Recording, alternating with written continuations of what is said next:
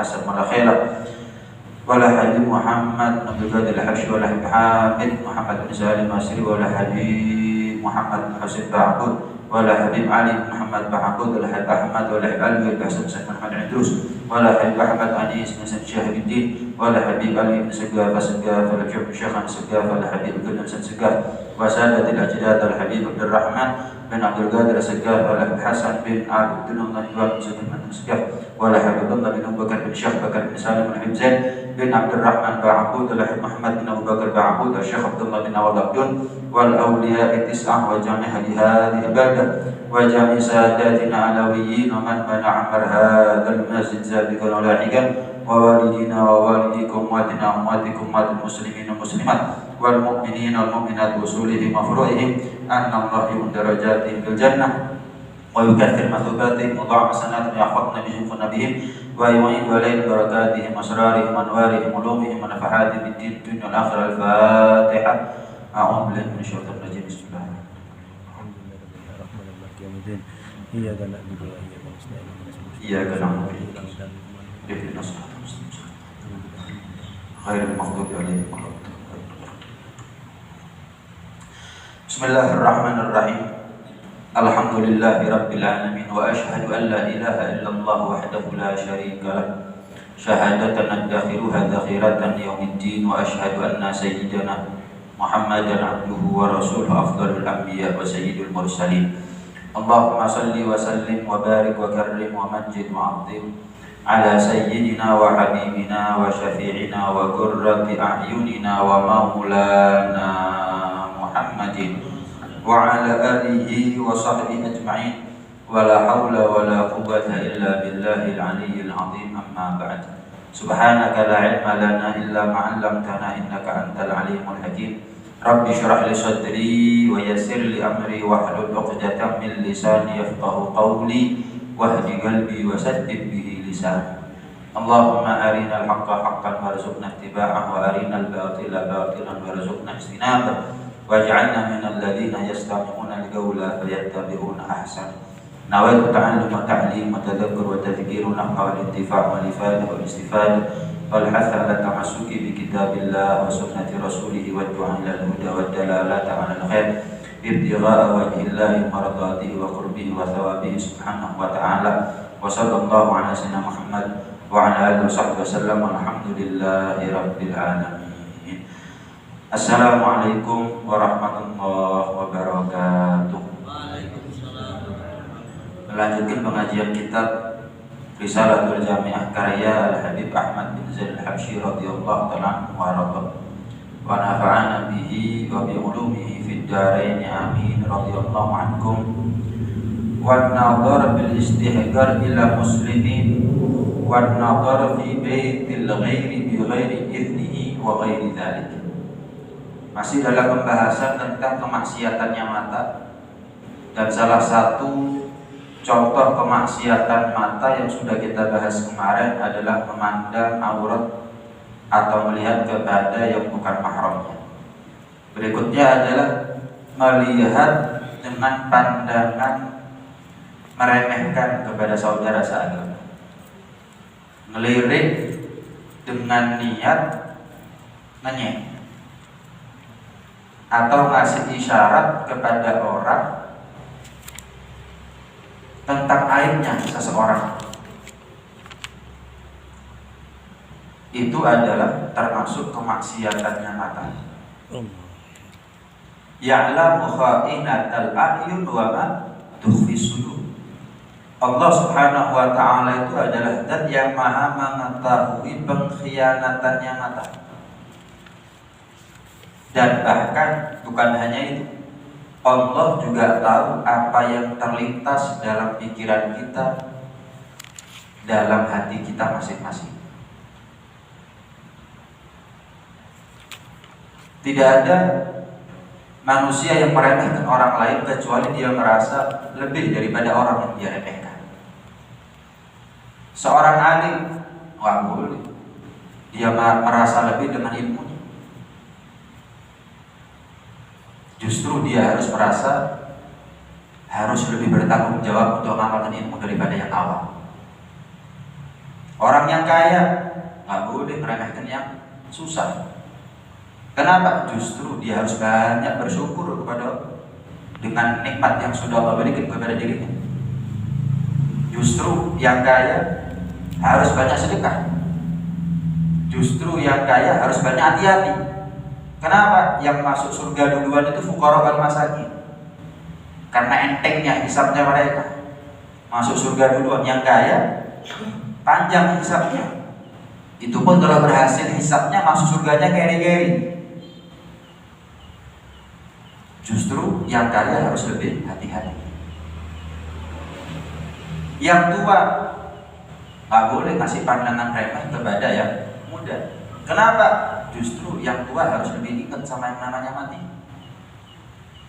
Tapi sebaliknya yang muda juga nggak boleh merasa sombong dibandingkan dengan yang tua. Kenapa? Dia harus melihat bahwa yang tua ini lebih dulu kenal kepada Allah, lebih dulu ibadah kepada Allah, lebih dulu iman kepada Allah. Sementara saya, begitu seharusnya. Jadi kalau kita punya sifat ini, sifat yang rendah hati, maka tidak akan pernah kita melihat orang lain kita lebih baik daripadanya. Kita selalu melihat diri kita ini lebih jelek, lebih rendah daripada orang lain, dan itu adalah baik sebetulnya. Tidak ada seorang wali, seorang nabi kecuali mereka merasa dirinya paling banyak dosa. Tapi sebetulnya mereka adalah manusia-manusia pilihan Allah Subhanahu wa Ta'ala. Justru kapan kita merasa kita nggak punya dosa, saat itulah kita punya dosa terbesar. Akibat daripada kesombongannya kita. Pangkal daripada kemaksiatan itu ada 3. Ada yang dinamakan dengan kesombongan, kibir. Gara-gara kibir dan sombong, iblis keluar dari surga. Yang kedua, hiris, tamak, rakus, serakah. Gara-gara tamak, rakus, serakah, dilarang makan buah khuldi, dimakan sama Nabi Adam. Akhirnya keluar dari surga. Yang ketiga, pangkal kemaksiatan itu adalah hasad, sifat iri, dengki, benci kepada orang lain. Gara-gara sifat hasad inilah Qabil membunuh Habil, dan itu adalah pembunuhan pertama kali di muka bumi. Pangkal kemaksiatan salah satunya adalah kesombongan, kibir. Dikatakan oleh Imam Hatim Al-Asam, jangan pernah kita merasa sombong gara-gara ilmu. Tuh, lihat Bal'am bin Ba'urah matinya mati su'ul khatimah, walaupun dia adalah seorang yang berilmu. Jangan merasa sombong gara-gara tempat di mana kita kumpul. Oh, saya ahli masjid, saya ahli majlis. Nabi Adam itu kumpulnya dulu di surga, juga keluar dari surga. Jangan pernah sombong gara-gara kita pernah melihat orang yang soleh, kerabat Nabi seperti Abu Lahab, Abu Jahal, sering melihat Nabi, sering memandang wajah Nabi, tapi ternyata tidak mendapatkan manfaat apapun kecuali hanya semakin kufur kepada Rasulullah SAW. Jangan merasa sombong dengan ibadahnya. Kenapa? Tuh iblis Azazil dulu namanya, 80.000 tahun ibadah kepada Allah Subhanahu wa Ta'ala. Sekali sombong, tamat riwayatnya. Jangan main-main deh sama yang namanya sombong. La yadkhulul jannata man kana fi qalbihi mithqalu dzarratin min kibrin. Tidak masuk surga orang yang di dalam hatinya ada sebiji sawi saja daripada sifat sombong. Harus dilawan. Ya pastilah kita pernah kena yang namanya sifat kibir, sombong, tapi harus dilawan. Kalau enggak, kalau sampai kita yang kalah, yang kita pertaruhkan adalah surga. yang kita pertaruhkan adalah nasib kita nanti di akhirat. Waliyadzubillah min dzalik. Mudah-mudahan dikasih kuat kita Allah Subhanahu wa taala. Allah Subhanahu wa taala menegur kepada iblis ketika Allah perintah iblis untuk sujud kepada Nabi Adam. Allah mengatakan dalam Al-Qur'an gimana? Mana'aka alla tasjuda idz amartu. Iblis, apa yang mencegah kamu sehingga kamu enggan untuk nurut terhadap perintah sujud kepada Adam? Ya, jawaban iblis, ana khairun minhu khalaqtani min nar wa khalaqtahu min tin. Aku lebih baik daripada Adam ya Allah. Engkau ciptakan aku daripada api, sementara engkau ciptakan Adam dari tanah. Jadi,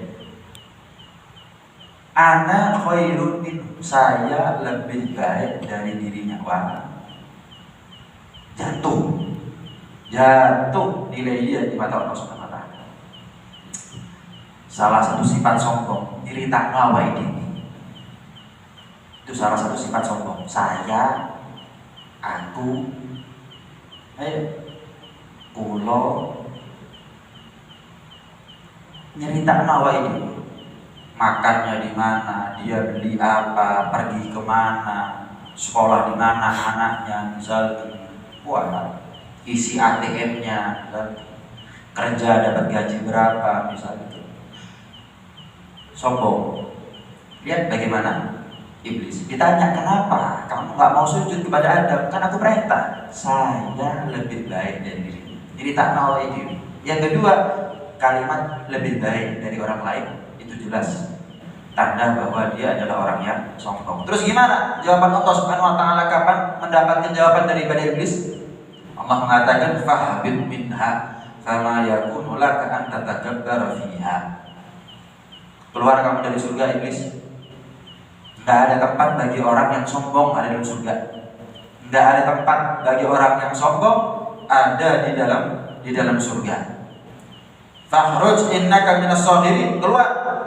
Diusir oleh Allah Subhanahu wa taala. 80.000 ibadah, 80.000 tahun ibadah enggak dianggap belas sama Allah Subhanahu wa taala. Kita gimana kalau kita sombong? Ini 80.000 tahun ibadah kepada Allah, hitungan akhirat. Enggak diregani belas sama Gusti Pangeran gara-gara sekali sombong. Lagi gimana dengan kita terus sombong?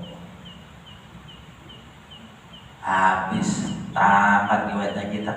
Fakhruj, keluar. Iblis keluar. Keluar, aku usir kamu dari surga. Fa innaka minas shaghirin. Kamu ini kecil. Orang yang sombong itu sama seperti orang yang ada di puncak gunung. Wah, saya lebih tinggi dari orang lain.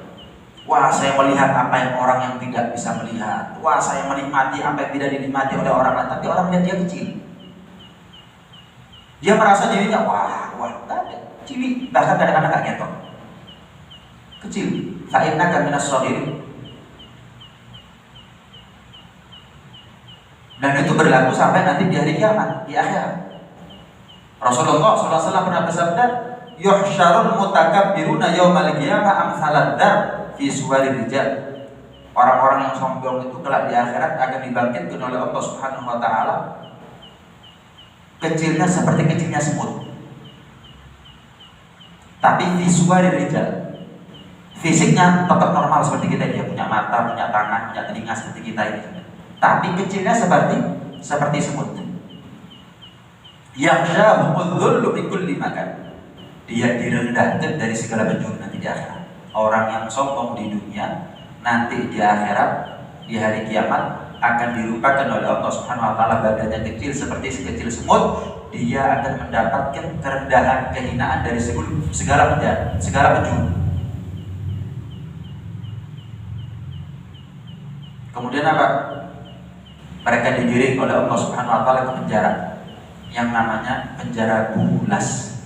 Giring oleh malaikat untuk masuk kepada penjara yang namanya penjara bulas yang sekelilingnya adalah api.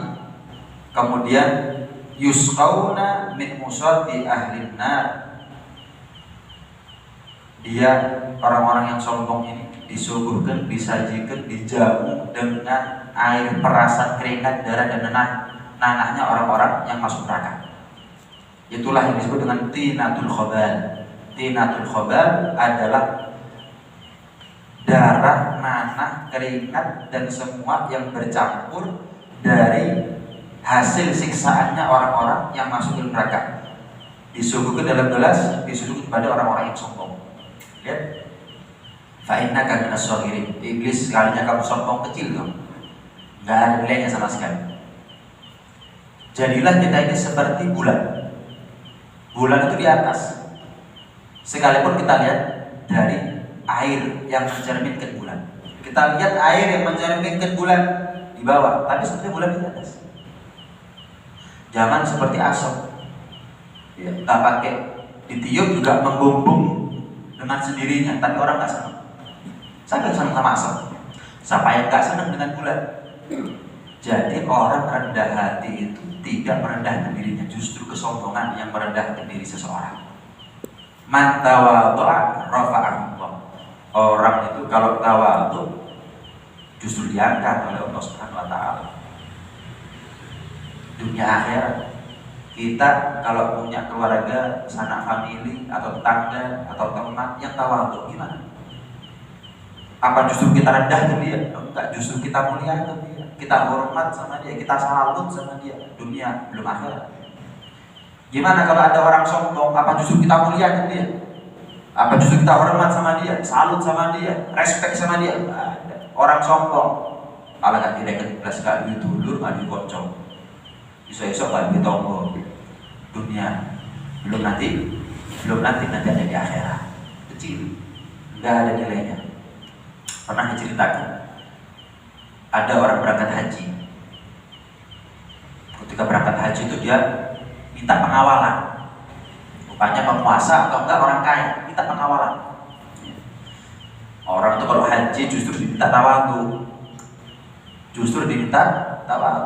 Nggak boleh pakai minyak wangi, pakaian ihramnya khusus, nggak boleh cukur rambut, nggak boleh pakai penutup kepala, sebisa mungkin tidak beralas kaki dan seterusnya. Tawadhu. Ini depan kata sombong minta pengawalan, bodyguard. So minggir orang-orang. Kenapa? Mau nyium Hajar Aswad. Selesai Hajar Aswad. Setelah itu setelah sekian tahun, ada orang Mesir, ada orang Irak jalan-jalan di kota Baghdad. Di kota Baghdad itu ada jembatan, yang mana jembatan itu ada jembatan yang terkenal di zaman itu. Nggak ada yang lewat kecuali orang-orang kaya, orang-orang terkenal sudah.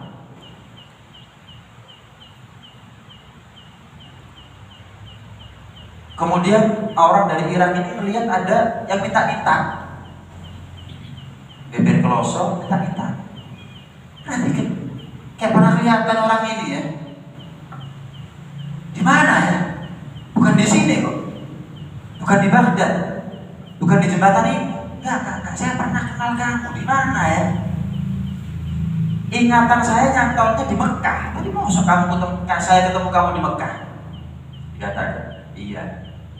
Mungkin yang kamu maksud adalah pernah kamu ketika haji, tawaf, kemudian kamu lihat ada orang, kamu nggak kenal siapa dia, pakai bodyguard awal untuk nyium Hajar Aswad. Oh betul, kamu itu. Iya. Nah kok bisa begini? Ketika aku sombong di tempat orang tawadhu, maka aku direndahkan oleh tempat orang sombong. Ketika aku sombong di tempat orang-orang di situ bertadallul, merendahkan dirinya di hadapan Allah, sebagai saksinya Allah merendahkan aku di sini tempatnya orang-orang kaya, orang-orang yang sombong. Gambaran. Jangan pernah sedikit pun kita meremehkan siapapun. Apa sih kibir itu? Kibir itu batarul haq, menolak kebenaran. Dikatakan juga kibir itu adalah ghamtun nas, meremehkan orang lain, sekalipun dengan pandangan, bukan hanya dengan ucapan. diceritakan ada seorang alim, seorang abid, ahli ibadah Bani Israil, ibadah sekian tahun, papasan sama si Toleh. Si soleh papasan sama orang yang toleh. Kalau soleh ahli ibadah, kalau toleh ahli maksiat. Ketika papasan sama-sama melengos, tapi tendensi melengosnya mereka, membuang mukanya mereka itu beda. Yang ahli maksiat membuang muka daripada yang soleh. Kenapa? Isi kok pas preman seperti saya, sampah masyarakat seperti saya, ketemu orang alim, orang ahli ibadah, orang yang soleh seperti dia. Apa sih isi buang muka, pura-pura nggak melihat. Adapun orang yang soleh buang muka, kenapa? Apa sih? Orang sebaik saya ketemu orang seburuk dia. Ini kalau sampai turun musibah gara-gara dia kena pisan lah, remeh. Si Bani Israil yang soleh ini punya karomah, kemana-mana diikuti sama awan. Begitu pisah, terpaut jarak antara mereka berdua, awan itu pindah ke ahli maksiat. Bingung. Akhirnya Bani Israil yang soleh ditanya kepada satu nabi yang hidup di zaman itu, kenapa? Kok saya nggak dapat lagi karomah? Allah apa? Ya tunggu kabar dari Allah Subhanahu Wa Taala. Saya nggak bisa ngomong kecuali dapat kabar, wahyu firman dari Allah. Setelah itu dapat kabar, dikatakan sama Allah, penyebab karomahnya kamu berhenti adalah karena kamu meletakkan kesombongan dalam buang mukanya kamu. Terus orang yang soleh, orang yang maksiat diampuni dosanya oleh Allah Subhanahu Wa Taala karena sebab dia malu kepada Allah Subhanahu Wa Taala, menyesal, merasa ada kekurangan terhadap dirinya. Ada orang itu maksiat sombong dengan maksiatannya ini kan malu, diampuni dosanya oleh Allah Subhanahu Wa Taala. Lihat akibat buruk daripada orang yang sombong walaupun hanya membuang muka. Nah, karena itu kadang-kadang amal yang kecil, amal yang sedikit itu lebih afdol daripada amal yang banyak. Kadang-kadang bukan berarti ini wis gak usah amal laki-laki, amal sendiri-sendiri, gak usah, bukan begitu. Kita jangan pernah mengandalkan amal yang gede, amal yang berat. Kenapa? Biasanya amal yang berat itu tunda-tunda, disebut-sebut, dipamer-pamer. Sedekah 2.000 gak bisa pamer, 2 juta. Sedekah 100.000 hamba Allah. Sedekah 100 juta disebut sabar. Fulan bin fulan bin fulan. Kalau perlu alamatnya disebut juga. Makanya dikatakan, satu amal yang sedikit, kemaksiatan membuat taubat itu lebih baik daripada ketaatan yang membuahkan kesombongan. Dikatakan oleh seorang ulama, lebih baik aku tidur di malam hari, tapi kemudian pagi harinya aku menyesal kenapa nggak bangun malam, daripada bangun malam di malam hari, tapi paginya aku merasa lebih baik daripada orang lain. Tapi ini bukan gambaran, ya wis tidak mau turu aja. Kita ini selama ini tidur juga nggak pernah nyesel kok. Duh, kayak terakhir mungkin. Ini kalau terjadi takdir gagal tahajud, terus kita nyesel gagal tahajud, itu lebih baik daripada orang tahajud merasa lebih baik daripada orang lain. Bukan berarti wes gak usah tahajud, sih penting nyesel. Mana ada orang sengaja nggak tahajud nyeselin. Niat tahajud gak takdir ya nyesel. Rencana gak tahajud kok nyesel, gak ada. Apalagi gak tahajud sih sombong dengan hartanya, sudah gak tahajud sombong dengan titelnya, gak tahajud sombong dengan popularitasnya, sombong dengan sesuatu yang dihinakan oleh Allah Subhanahu Wa Taala, dunia. Sombong dengan dunia, sombong dengan ilmu aja nggak boleh, sombong dengan dunia bagaimana? Nah, dikatakan. Terus apa bedanya antara kibir dengan ujub. Kadang-kadang kita bingung. Kalau kita buka kamus, kibir dan ujub ini sama, sombong. Tapi sebetulnya ada beda. Kalau ujub itu adalah i'tiqadun nafsi kamalah.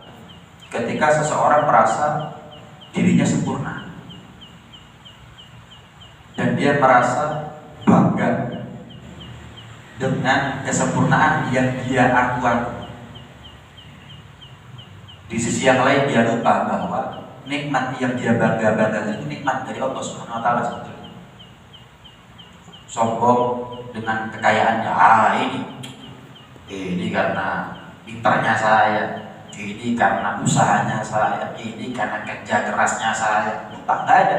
Hanya min fadli rabbinya nggak ada. Ini karena titipan amanat dari Allah, kedermawanan loman-lomannya Allah, nggak ada. Ini karena saya, ini karena saya, itu karena saya. Semuanya nikmat itu, apa yang dia bangga-banggakan dinisbatkan kepada dirinya sendiri. Itu namanya ujub. Dan dia gak ada rasa khawatir ini nikmat akan hilang sewaktu-waktu.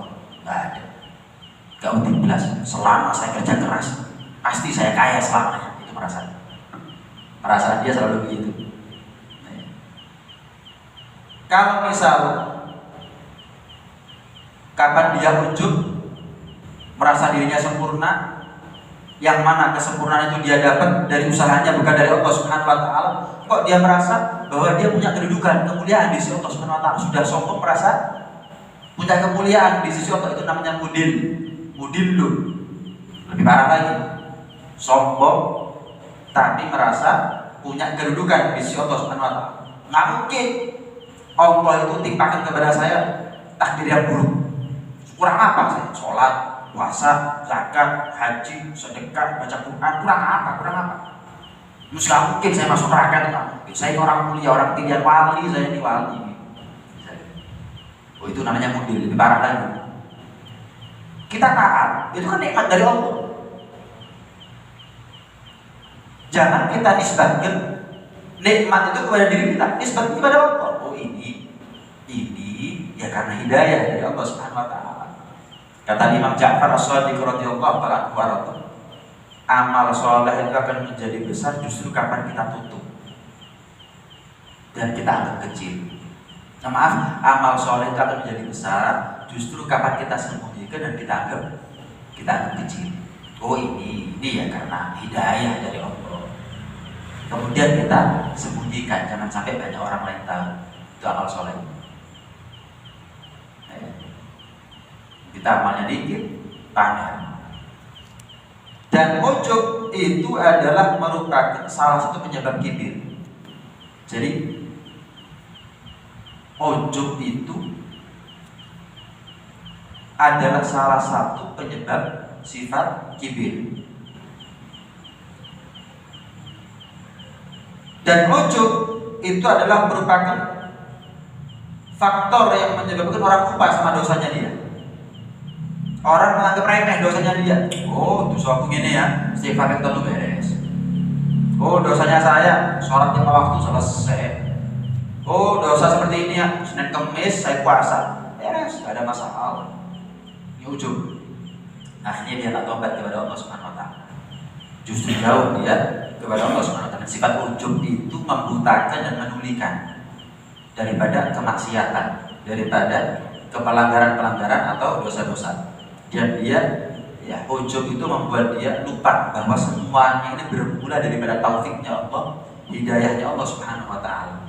Dan akhirnya dia merasa aman terhadap neraka, merasa aman daripada su'ul khotimah, merasa aman daripada azab kubur. Ini adalah ujub. Ujub itu pangkal daripada kibir. Adapun kibir itu adalah talabul ulu wa tarafuq wa ta'atum alaihi. Minta dihargai.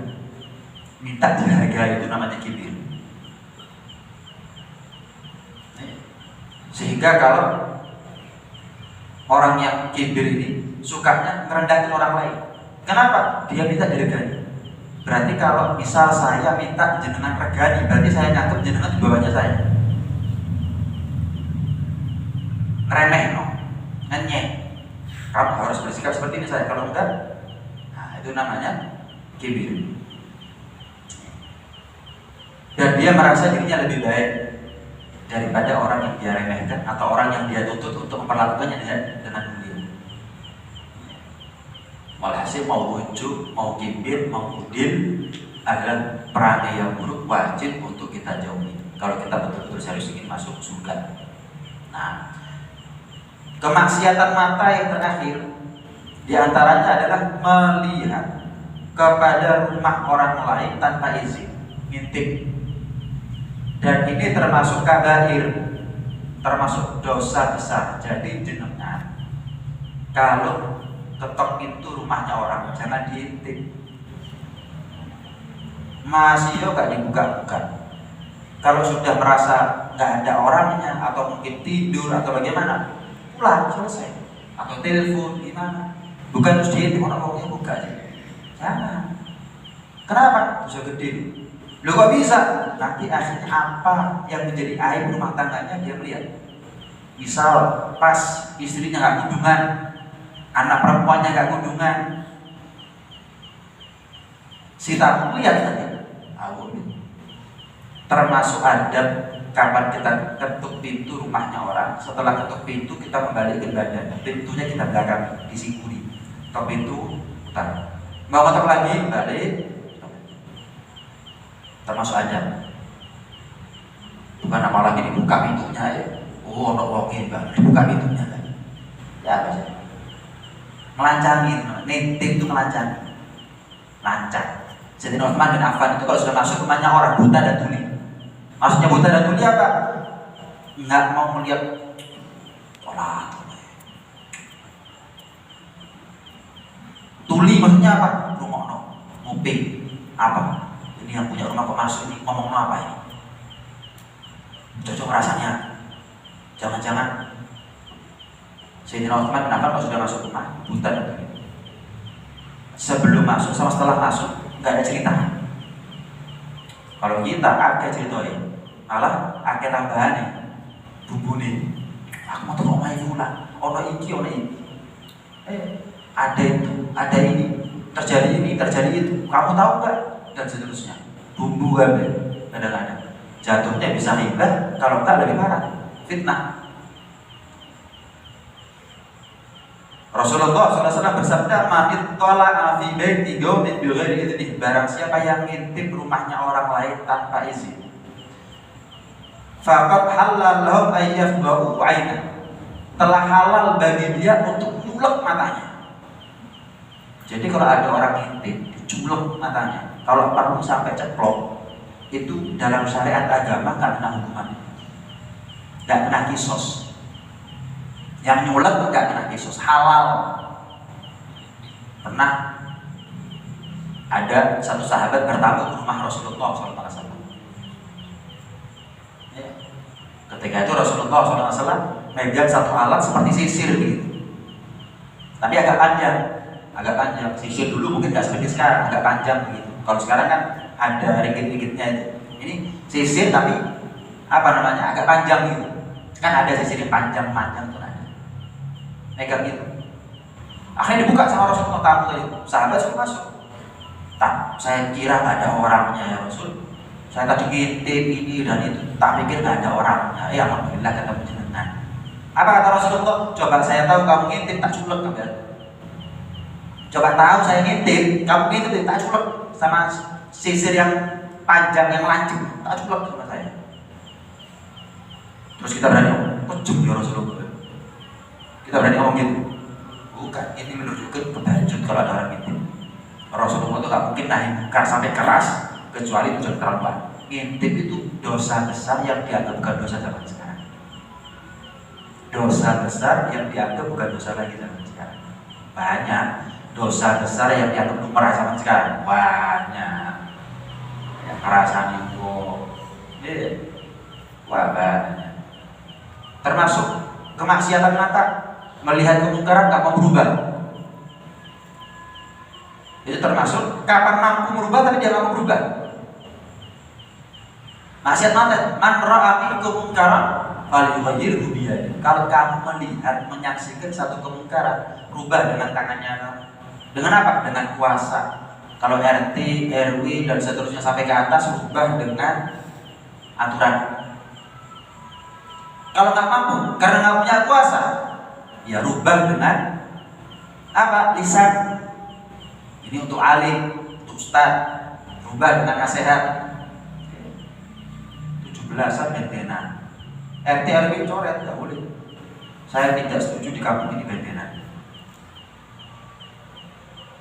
Dangdutan, nggak setuju.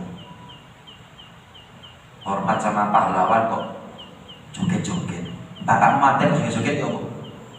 Itu no. Bapaknya kamu mati, terus aku joget-joget ya kira-kira. Ini pahlawan mati gugur kamu joget-joget. Apa mana? Biduan mana? Udah getok, udah getok, apa maksudnya? Syukur. Bukan syukur. RT RW tanggung jawab. Kamu jawab. Hati-hati, gak gampang. Alim juga begitu, rubah dengan lisannya, rubah dengan nasihat. Kalau nggak mampu, terakhir adalah rubah dengan hati.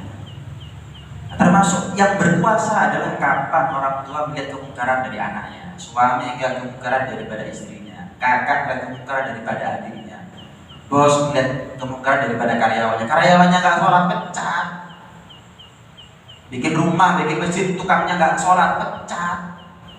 Ada apa bingung? Kalau tukang bim sholat bim, katanya siapa? Nggak ada. Ada. Kita nggak nyari, nggak mau usaha. Ada tukang yang sholat tuh ada. Kenapa bilang nggak ada? Kita aja yang nggak berani ngambil resiko. Licik. Bangun masjid tapi tukangnya nggak sholat. Ya apa kira-kira?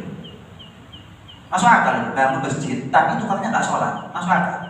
Bangun rumah tukangnya nggak masuk akal. Ridho, balik panganan. Gak jumatan, gak sholat, ngapain? Gak ada tukang justru loh kau. Gak ada tukang yang gak sholat banyak. Saya pernah dulu, sekedar cerita, ada tukang. Ini cara, termasuk cara untuk merubah cara pandang seorang dari yang malas sholat jadi sholat. Ada tukang dulu bikin amben.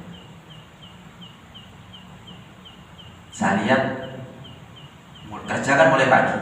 Ini sudah jam 2 kok belum sholat zuhur. Tak omong. Bapak punya anak berapa? Punya cucu mungkin dan seterusnya. Tolong kasih sini. Selesai.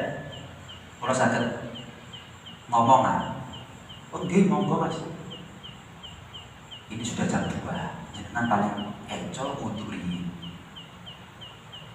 Wudu, sholat. Jangan mau istirahat dulu boleh, mau makan dulu boleh, mau lanjut kerja terserah. Itu lebih enak. Kayak apa pak? Soro-soro kerja, leka sholat. Kok dia urip, ada dunia soro, di akhirat sholat. Mending sholat. Pertamanya makro mungkin. Apes, di juragan model ini. Sholat gak sholat diurusi. Iya nanti di akhir baru dia tahu apa. Cara ngilang nama tambahin 50.000 buat jajannya jenengan. Hilang makhluk sama tukang gak sholat. Lihat kon sholat, sedino tak tambahin kami. Sholat nggak apa-apa, yang penting kita nggak dosa. Masalah dia sholat gara-gara duit urusan dia, kan dia tahu itu nggak boleh, selesai. Yang penting saya nggak dosa. Kita berani bayar besar untuk skillnya seseorang, tapi untuk akhirat kita nggak mau berani bayar besar. Bayar tambah sholat ya, oleh sholat tukang bisa ini lega mendingan boleh tukang yang wakes itu kan gitu seharusnya. Kita enggak penting sholat gak penting hasilnya bagus, kemudian hasilnya bagus masih gak sholat. Hasil orang sekarang sudah banyak melanggar aturan syariat tanpa dia sadar. Nah, ini termasuk kemungkaran yang harus dinaikkan. Penting kita sudah mengukur kewajiban, jalan hidup di tangan kita masing-masing. Bagaimana caranya kita selamat dunia akhirat? Ya kita lah yang punya usaha, kita yang punya ikhtiar, bukan saya, bukan orang lain. Nah, mudah-mudahan ilmu ini menjadi ilmu yang manfaat, barokah, zahir batinnya sampai ada di akhirat. Amin Allahumma amin. Amin ya rabbal alamin.